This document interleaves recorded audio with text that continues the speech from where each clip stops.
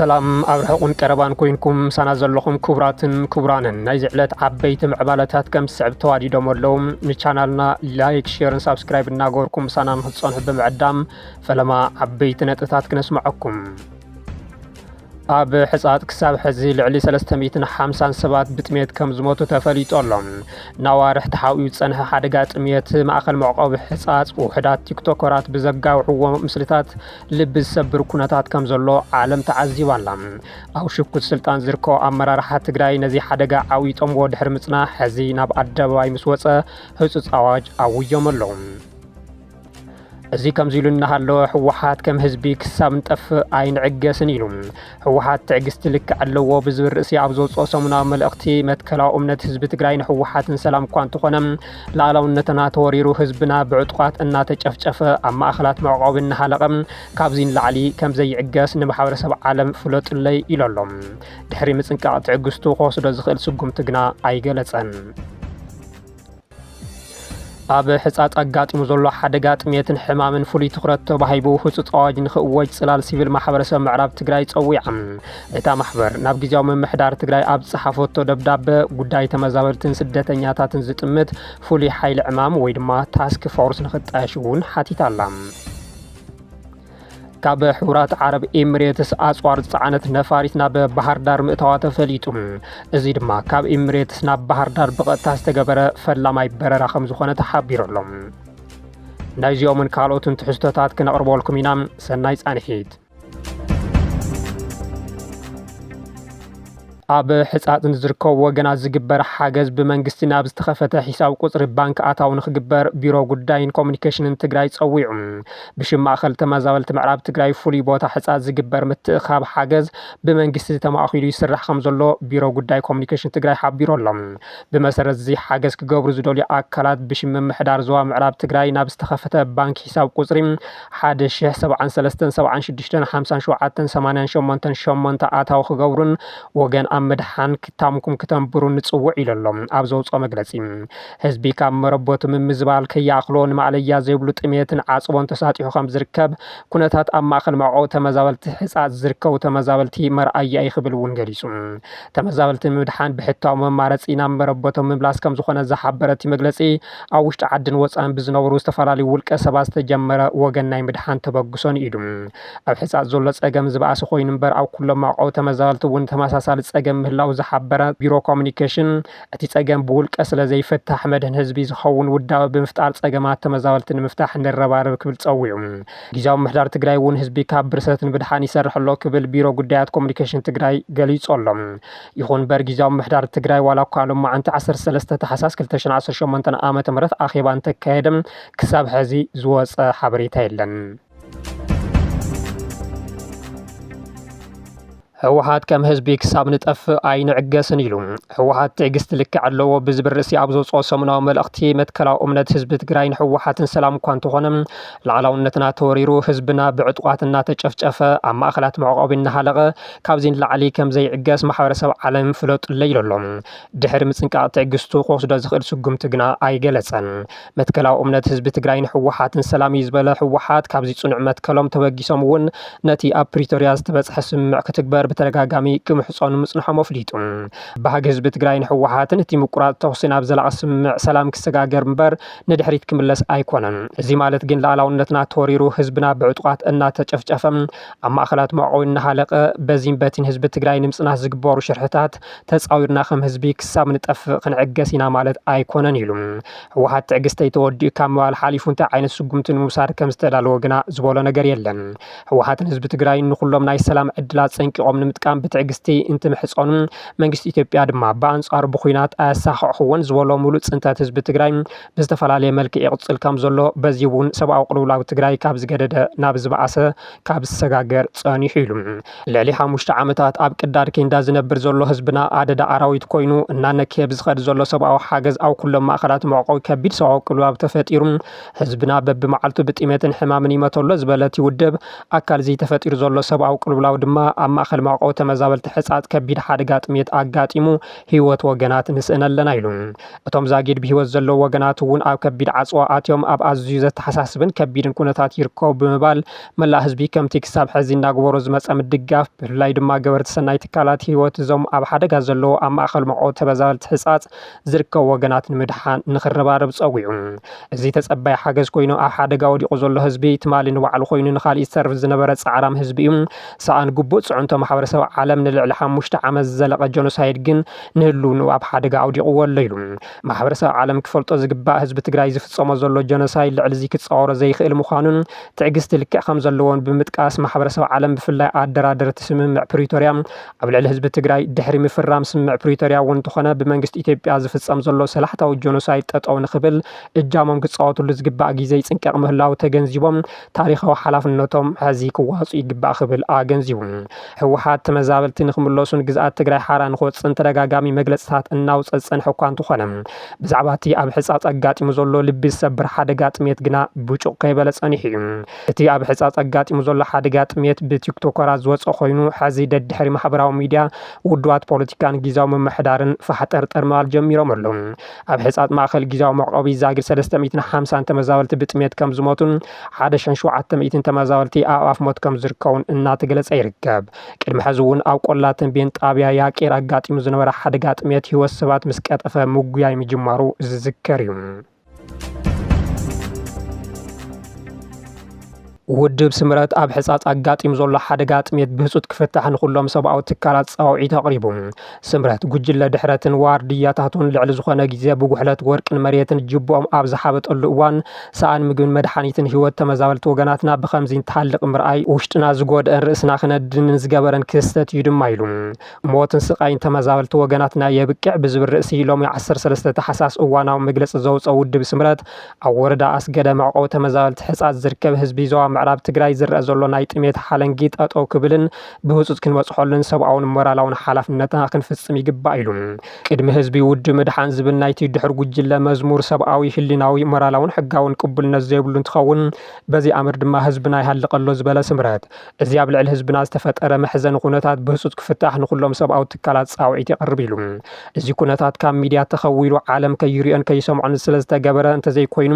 ኣብ ካልኦት ከባቢታት ዘለዉ ተመዛበልትን ስደተኛታትን እውን ኣብ መሰል ስቃይን ሞትን ከም ዝህሉ ዘጠራጥረ ይኮነን ብምባል እዚ ሕዚ ብጥሜት ዝሕንዘፍ ዘሎ ወገን ትማሊ ብዙሕ ሃፍቲ ዝነበሮ ካብ በዓል ሓሊፉ ንኻልኦት ዝተርፍ ዝነበረ ለጋስ ህዝቢ ኢልዎም ብስሑት ስልሒት ህዝብና ናብዚ ብርኪ ክበጽሕ ዝገበረ ጉጅለ ድሕረትን ሓሻኽሩን ሕዚ እውን እቲ ዘላቒ መፍትሒ ዝኾነ ተመዛበልቲ ወገናትና ናብ መረቦቶም ንኽምለሱ ዘኽእል ስምምዕነት ፕሪቶርያ ብምሉእነት ክፍጸምን ሕገ መንግስቲ ክኽበርን ካብ ምግባር ኩሉ ነገር ብመንጽር ስልጣንን ጉጅላዊ ረብሕኡን ብምቕዳምን ህዝቢ ትግራይ ጆሕ ሒዙ ፖለቲካዊ ቁማር ብምጽዋት ህዝብና ካብ ዝሓመቐ ናብ ዝተሓላለኸ ስቃይ ተሰጋጊሩ ይርከብ ይብል ውድብ ስምረት በዚ ምኽንያት ህይወትን ድሕነትን ተመዛበልትን ስደተኛታትን ኣብ ሓደጋ ከኣቱ ገይሩ ብቑርን ብፀሓይን እናተሳቀዩ ብሕማምን ብጥሜትን መዓልታዊ እናሞቱ ህፃናት ኣብ ማዕቆቢ ቦታታት ብኣዛብ እናተበልዑ ኮታስ ተመዛበልቲ ወገናትና ኣዝዩ ዘሰክፍ መከራን ስቃይ እናበፅሖም እዚ ጉጅለን ሓሻክሩን ብመስዋዕቲ ከቢድ ዋጋ ተጋሩን ዝተረኸበ ሰላም ሙሉእ ብሙሉእ ናብ ሓደጋ ኣትዩ ዳግም ኩናት ክጅምር ላዕልን ታሕትን ይብለሎ ድማ ኢሉ እቲ ብጣዕሚ ዝገርም ድማ ጉጅለ ድሕረትን ዋርድያታቱን ልዕሊ ዝኾነ ግዜ ብጉሕለት ወርቅን መሬትን ጅቦኦም ኣብ ዝሓበጠሉ እዋን ሰኣን ምግብን መድሓኒትን ህይወት ተመዛበልቲ ወገናትና ብኸምዚ እንተሃልቁ ምርኣይ ከም ውድብ ስምረት ውሽጥና ዝጎድአናን ርእስና ክነድንን ዝገበረናን ክስተት ኮይኑ ረኺብናዮ ኣለና ዝበለ ኮይኑ ነቲ ብናይ ውሽጢ ይኹን ናይ ደገ ፀገማትን ተፀባዖታትን ብቐሊሉ ሸብረኽ ዘይብል ተቃሊሱ ዘቃለሰና ጀግና ህዝቢ ሰኣን ብቑዕ መሪሕነት ንታሪኩ ንስብኡን ሞራሉን ዘይገልጽ ኣብ ዝኸፍአ ኩነታት ወዲቑ ይርከብ ኢሉ በብደረጃኡ ዘለዎ ማሕበር እዚ ድሕር ጉጅለ መሬትን መዓድን ምዝራፍ ከይኣክል ንዝተጸገሙ ወገናት ዝመጽእ ሓገዝ ብምጉሓልን ንመዳላዊ ኩናት ካብ ጎሮሮ ተመዛበልቲ ከዋጽእ ብምግባርን እቲ ዝነበረ መነወሪ ተግባራት ቀጺሎምሉ ብምባል ዝኸሰሰት ይውድብ ብናይዚ ድሕር ጉጅለ ስሑት ስልሒት ህዝቢ ትግራይ ተደጋጋሚ ጥፍኣት ከተኣናግድ ዝገበር ዘሎ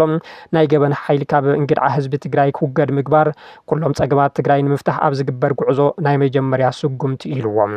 እዚ ጉጅለ ኣብ ኣጋ ጥፍኣቱ ስምምዕነት ፕሪቶርያን ሕገ መንግስትን ጥሒሱ ምስ ራእሲ ዓብያ ዘይሕጋዊ ጽንዶ መስሪቱ ህዝብና ናብ ዳግም ጥፋት ከኣቱ መዓልታዊ እናሰርሐ ይርከብ ብምባል ኩሉ ትግራዋይ ነዚ መበገሲ ኩሉ ዓይነት ጥፋት ዝኾነ ጉጅለ ድሕረትን ሓሻኽሩን ካብ እንግድዓ ህዝብና ንሓንሳብን ንሓዋርን ንወግድ ኢሉ ጻውዒት ኣቕሪቡ እቲ ኣብ ሕጻጽ ኣጋጢሙ ዘሎ መሕዘኒ ፍጻመ ፖለቲካዊ መልክዕ ንኸትሕዞ ዝፈተነ ስምረት ፕሪቶርያ ብሙሉእነት ንኸይትግበርን ሕገ መንግስታዊ ስርዓት ናብ ንቡር ንኸይምለስን ቀይዱ ሒዙ ምስ ዘሎ ስርዓት ብልጽግና ዝሰርሕ ምዃኑ ግና ልቢ ዝበሎ ይመስልን። ኣይተ ጌታቸው ረዳ ፕረዚደንት ግምት ኣብ ዝነበሩሉ እዋን እውን ተመዛበልቲ ብቁርን ፀሓይን ይሳቀዩ ብጥሜትን ሕማምን ይሞቱ ዝነበሩ እንትኾኑ ይኣክል ብምባል እውን ብተደጋጋሚ ሰላማዊ ሰልፊ ምግባሮም ዝዝከር እዩ።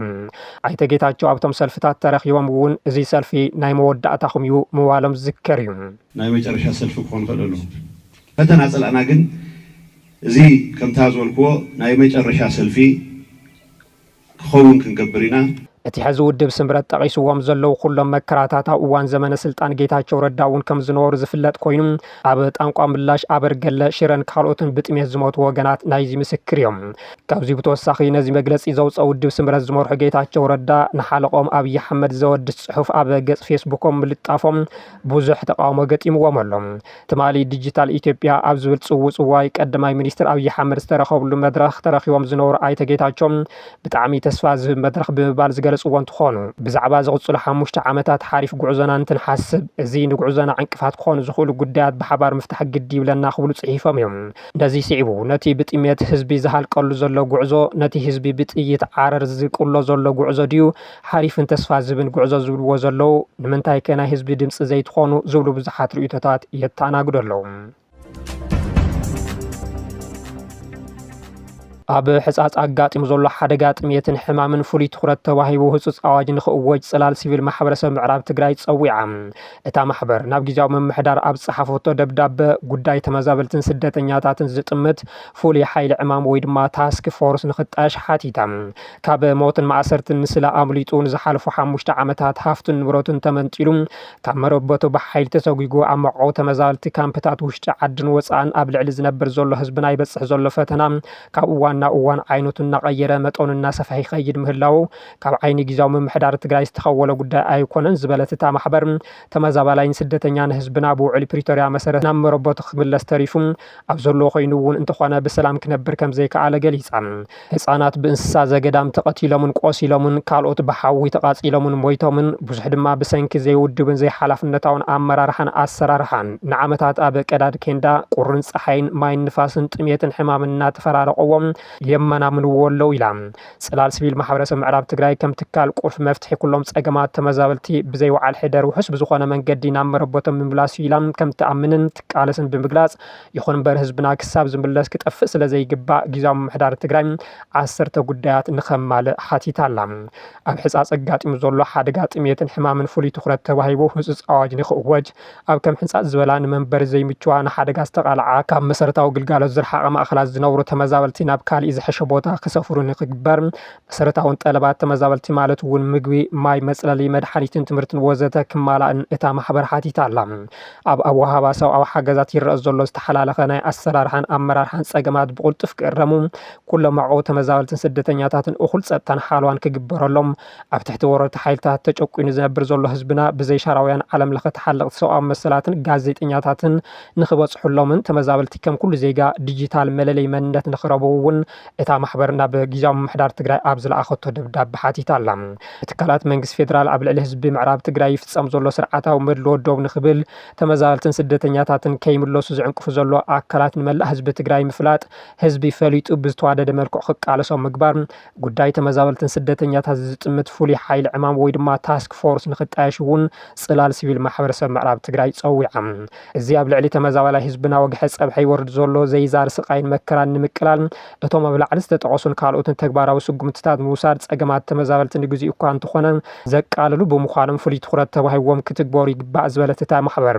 ኣብ ወርሒ ሚያዝያ 2017 ዓ.ም ኣብ ሕጻጽ ዘጋጥም ዝነበረ ፀገማት ኣባላት እታ ማሕበር በኣካል ከም ዝተዓዘቡን እዚ ፀገም ድማ ብዝተፈላለየ መንገዲ ገሊፆም ከም ዝነበሩን ሓቢራ ኣላ። ይኹን እምበር ከምዚ ናይ ሕዚ እኹል ትኹረት ብዘይምርካቡ ተጋዲዱ ኣብዚ ብርኪ ምብፅሑ እንኮ ፍታሕ ፀገማት ተመዛበልቲ ናብ ዓዶም ምምላስ ምዃኑ እታ ማሕበር ኣፍሊጣ ኣላ። ካብ ሕቡራት ዓረብ ኤሚሬትስ ኣጽዋር ዝጸዓነት ነፋሪት ናብ ባህር ዳር ምእታዋ ተፈሊጡ እዚ ድማ ካብ ኤሚሬትስ ናብ ባህር ዳር ብቐጥታ ዝተገበረ ፈላማይ በረራ ከም ዝኾነ እውን ተሓቢሩ ኣሎ ኒውዌይ ካርጎ አይኤል 76 ቲዲ ኢኤክስ 76 ባዶ 26 ዝዓይነታ ነፋሪት ኣብ አቡዳቢ ካብ ዝርከብ መንገዲ ኣየር አልሪፍ ተበጊሳ ናብ ክልል ኣምሓራ ኣብ ዝርከብ መዕርፎ ነፈርቲ ባህር ዳር ከም ዝኣተወት ምስልታት ሳተላይት ኣረጋጊጾም ኣሎ እዚ ድማ ካብ ኤሚሬትስ ናብ ባህር ዳር ዝተገበረ ፈላማይ ቀጥታ በረራ ምዃኑ መረዳእታታት ዘመልከቱ እንትኾን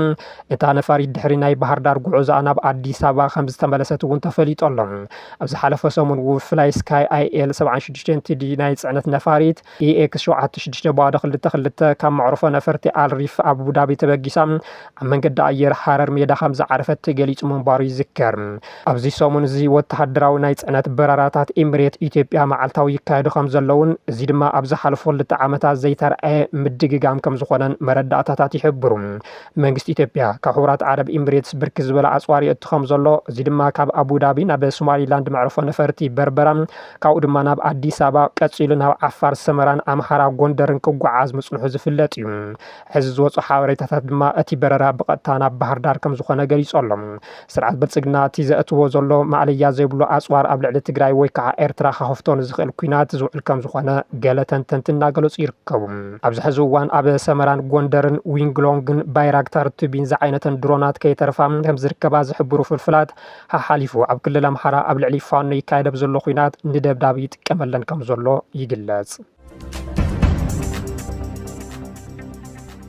ካብ ኩናት ዝደሓኑ ንጹሃት ብጥሜት እናረገፉ ምርኣይ ዓብዪ ሰብኣዊ ውድቀት ይኽብል ኢሃፓ ገሊጹ ኣብ ማዕስከር ስደተኛታት ሕጻጽ ኣጋጢሙ ዘሎ ጥሜት ኣመልኪቱ ኢሃፓ ኣብ ዘውፅኦ መግለጺ ከም ዘሎ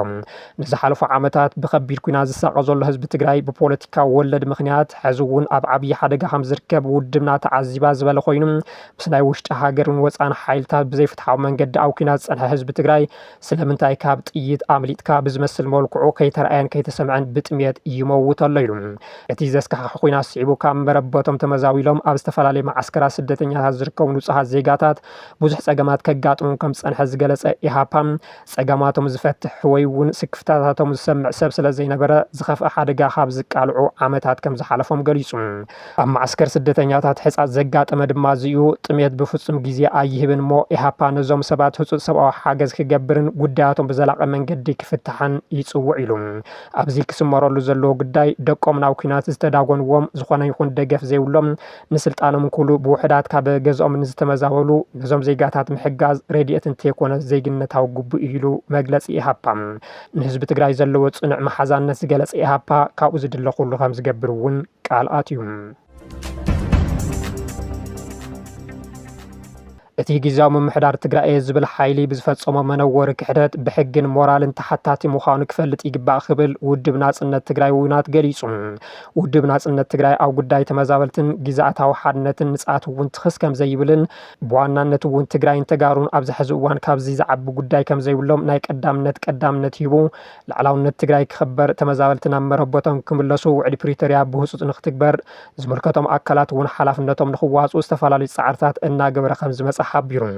እዚ ዝገብረሉ ቀንዲ ምክንያት ድማ ነቲ ካብ ጽንታ ዝተረፈ ህዝብና ሕቱኡ ግዜ ዘይህብ ሕቶ ትግራይ ምዃኑ ተወሲዱ ግብራዊ መልሲ ክረክብ ውዕሊ ፕሪቶሪያ ክፍጸም እንተዘይተኽኢሉ ድማ